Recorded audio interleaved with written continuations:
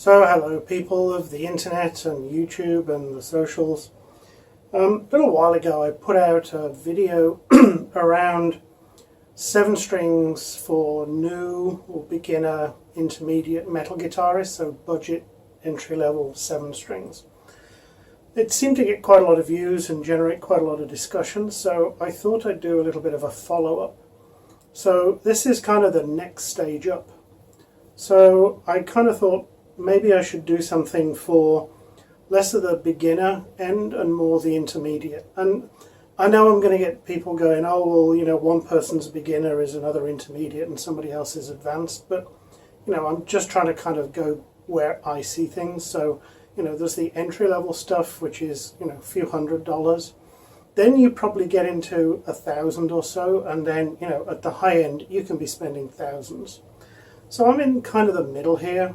And I thought I'd look at a few instruments that are probably more of an intermediate guitar, but for a beginner, still really, really nice. And probably something that, you know, I've seen people perform with. So, you know, it kind of spans the range. But this is moving up a little bit from the entry level, the sort of $200-300 guitars. And we're probably spending, you know, 1,000 or so. There's a range of different things, and I'm kind of going to go back and look at 2 from the previous video just very briefly, because I think they kind of warrant a look in the higher end.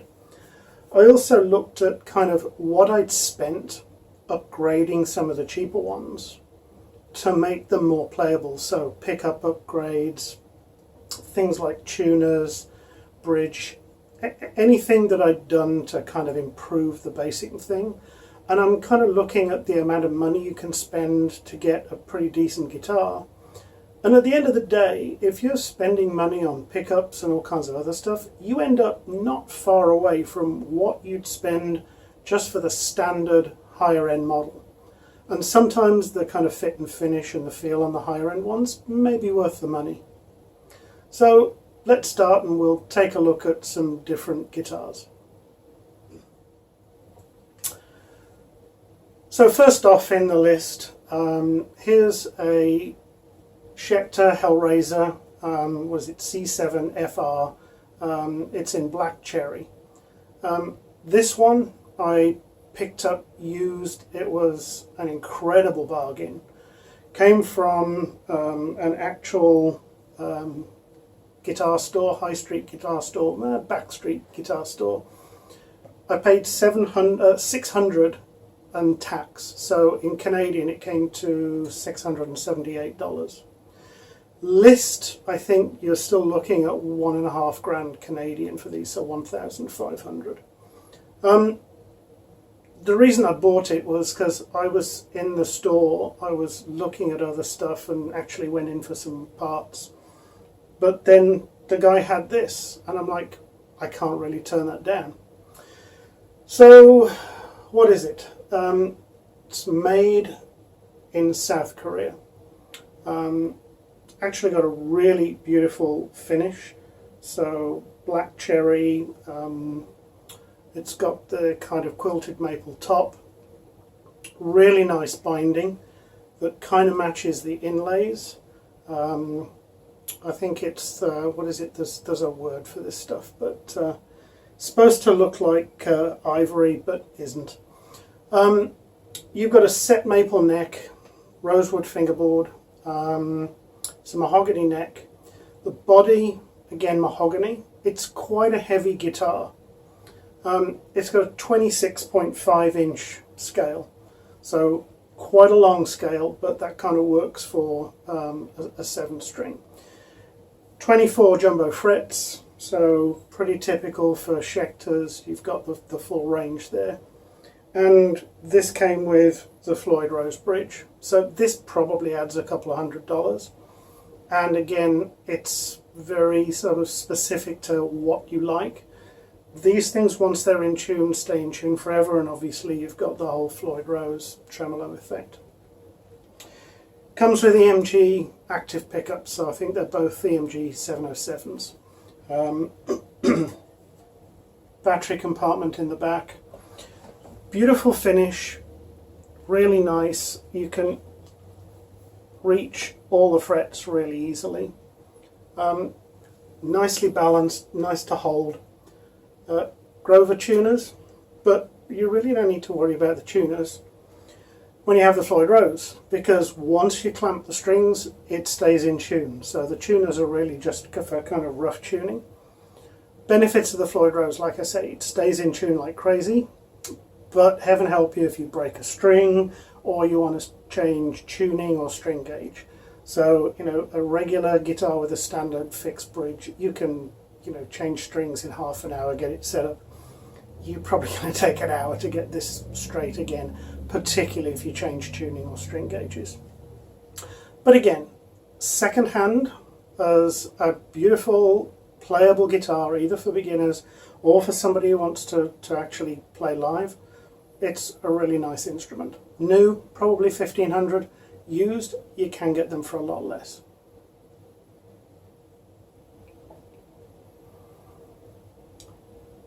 Now we're going to go to something a little bit different.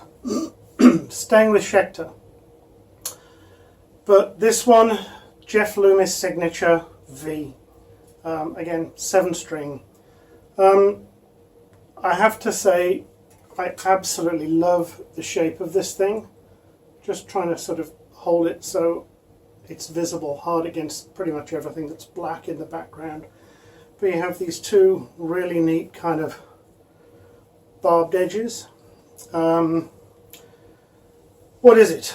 It's a South Korean guitar. So Schecter, again, South Korea. It's got an ash body, black satin finish. You've got a 3-piece set neck. The really beautiful thing about this is the maple fretboard. 26.5-inch scale, 24 jumbo frets, same as the other Schecter, Grover tuners, and again the Floyd Rose. So again, doesn't really matter about the tuners. You've got the Floyd Rose bridge, stays in. Same EMG Active Pickups. I think they're EMG 707s. Black matte finish. I bought this used, I think off a Facebook Marketplace ad, and the guy wanted exactly $1,000 for it. I picked it up, took a look at it, played it. I've seen guitars in guitar stores new that weren't in this good a condition or set up this well. So the guy had obviously taken care of it. He was moving out of province and had got a lot of expenses coming. This thing's even got kind of the original stickers on, the black plastic. There's some nice absorbent material in the back to stop the springs vibrating. So it's set up absolutely beautifully. In terms of what you've actually got, I love the simplicity. There's a volume control and there's a 3-position switch. So it doesn't have anything you don't need. It's stripped down to the basics. It's quite heavy. So in line with the other Schecter, it actually weighs a fair amount. And the thing that I guess kind of is the elephant in the room is it's a V. I've seen a lot of people who actually play Vs in kind of the classical guitar position. I don't feel comfortable doing this. You can kind of do it. I mean, access to the fretboard, you can see, is absolutely spectacular. There's just nothing to obstruct you. The whole range of the fretboard. If you're comfortable playing like this, or playing with a strap standing up, it's a beautiful guitar. Of all of the 7-strings, I think this has got to be kind of my favorite as a guitar. The sustain goes on forever. Partly, I don't know, maybe the density, the weight. It just does have absolutely gorgeous sustain. It's beautiful to play, super low action. I just cannot criticize this. The only thing that sometimes would bother me is it's a V, and so it's not something I naturally feel comfortable playing. But other than that, this is an absolutely solid guitar. Beautifully made, beautiful matte black finish.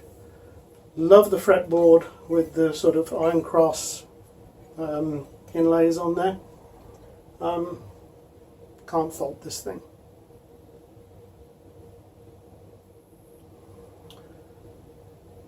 So now we come to the final one of the kind of more expensive ones.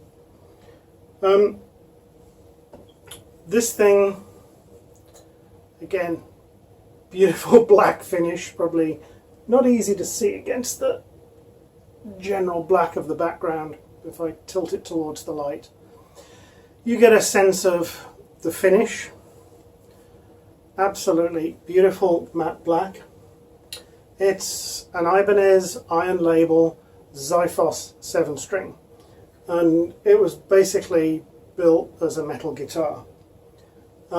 You can just about see, if you look closely, the Ibanez logo, but even the logo is kind of black on black. The first thing you notice when you pick this up is actually how light it is. So this one, made in Indonesia, so common with quite a number of other well-known ones. It's got, I think it's pronounced a kumi body, so it's an African wood, but it's fairly light. I understand it's also used for making aircraft. But the contrast between this and the Jeff Loomis V and the other Schecter is you pick it up and you go, this is light. It just feels different. In terms of the neck, 5-piece maple neck through construction, absolutely beautifully finished. So smooth as silk, and with the sort of matte finish, the satin type finish, it's very smooth, very easy. Your hands don't stick when they get a little bit of sweat on them. So yeah, 5-piece maple neck, I think. Of course with an ebony fretboard because it's black. It's a 25.5-inch scale, so slightly different from the two Schecters in that it has an inch shorter scale. When I first found out, it kind of bothered me because I'm sort of thinking the longer scale would suit these better, but then you pick it up, you play it, it really isn't a problem. So if anything, it's kind of more similar in scale to a kind of regular 6-string. But again, absolutely beautiful action. Oh, price. Yeah, that's the painful part. I traded something for this, but the list price was $1,800. I ended up paying $1,750, and basically I traded in something that was worth a good part of that. So, you know, it wasn't too painful to acquire, but if you're looking for one of these new, they're going to cost close to 2,000 Canadian. Used, I don't see them very often.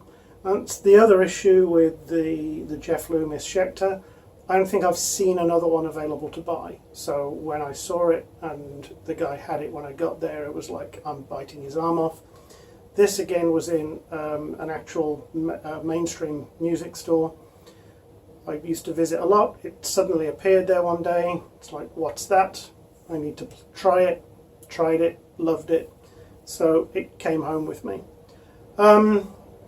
Again, Goto machine heads, but this doesn't have the Floyd Rose. This actually has the Ibanez, I think it's called an Edge 2 Zero bridge. The design is almost identical to the Floyd Rose. The Floyd Rose, I think, is an American setup. This is very much a Japanese setup. They do pretty much the same thing. I cannot fault the implementation of the floating bridge. Absolutely gorgeous. Doesn't have active pickups. It's got DiMaggio, I think they're deactivator pickups. It sounds absolutely gorgeous. This is kind of more of a technical review, so I'm not going to try and play a bunch of guitars because honestly the quality of what I'm using, you're not going to be able to hear the difference, and by the time they're overdriven it's almost indistinguishable. But all of these guitars sound great. No issues with any of them. Maybe this doesn't have quite the sustain that the Jeff Loomis V has. So, you know, if I'm looking at differences between them, I think the V is a nicer solo instrument because it really does have some cool sustain, particularly on the higher notes. This is absolutely sort of chuggy, chunky. It's a beautiful heavy metal guitar. It absolutely looks the part, so I love the appearance. And the other thing is, it's beautifully balanced. I mean, it literally just sits there. You know, you can actually use your elbow just at the back end, but it sits. You can play it regularly. You can obviously put a strap on it. Gorgeous guitar. So, in terms of which one would I buy if I could only get one, that'd be a really hard decision. Obviously, the sort of used stuff is a little bit cheaper. I love the Schecters. I think for the way it plays, other than the shape, I think my favourite is actually the V. It plays like an absolute dream. It sounds incredible. When you take into account, okay, I want to play sitting down most of the time, this starts to just kind of creep into the edge because it looks gorgeous whether you're sitting, standing. It sounds excellent. It's really, really, I cannot fault the playability on any of these. The other comment I would have to make is each of these three guitars, the Schecter, the Schecter V, and this Ibanez Xiphos, I've not had to modify them. There's nothing I'd want to modify on these.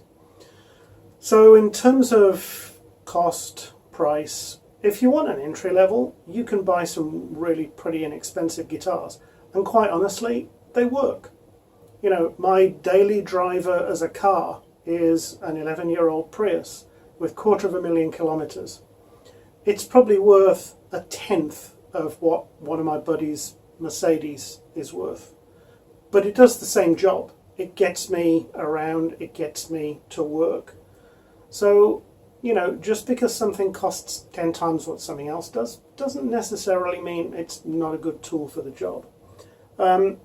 Some of the entry-level things that I've reviewed, as an entry-level guitar, they're perfectly good. And, you know, for somebody who wants to try a 7-string, don't hesitate with the Harley Bentons. The lower-end Harley Bentons, if you just want to get to try something and go, you know, can I feel comfortable with this? Their quality's good enough. If you want to go to the next level, then there's a lot out there, and there's some really, really nice stuff. I happen to like Schecter. I quite like Ibanez, and this is unusual. Normally I don't like an Ibanez guitar as much as I like this one. But if I had to choose only one, I think it'd probably be this one.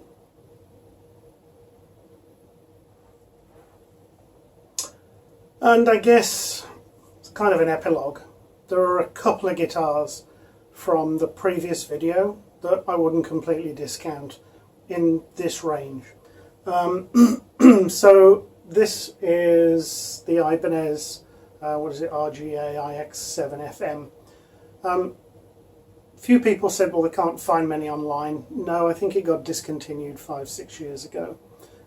It's a very nice, basic, again, you know, literally just a volume control. There's a kill switch. Actually, that I think is not a kill switch. I think that's a coil swap. New, they're probably 1,500, or they were. You can't get them new. I paid about 700 and something for this. So again, used Ibanez. It's a nice guitar. Not up to the standard, I think, of the other three I've just looked at, but you could work perfectly well with this. And finally, another reprise from the previous video, the Harley Benton Amrock 7 Pro. I think this came in fully landed at about 850 Canadian. Again, not a name brand, probably not going to have the greatest resale value, but beautifully made. 5-piece neck through construction, EMG pickups, fixed bridge, but again, very nicely finished, very playable. So if you want something new, fairly affordable, this is the top of the range Harley Benton. It's still a nice guitar.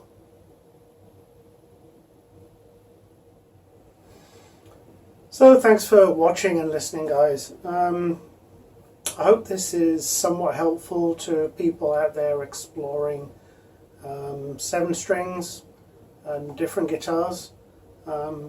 Just wanted to try and be a little bit of a source of information, sharing a few of the things that I've kind of learned along this journey. If you want to hear some of these things, I've put a few videos out there of my terrible attempts at playing. I'm still by no means a good guitarist, but learning new stuff every day, having fun doing it. So hopefully this is helpful. Go out, have fun doing this, and best of luck to everybody. Thanks.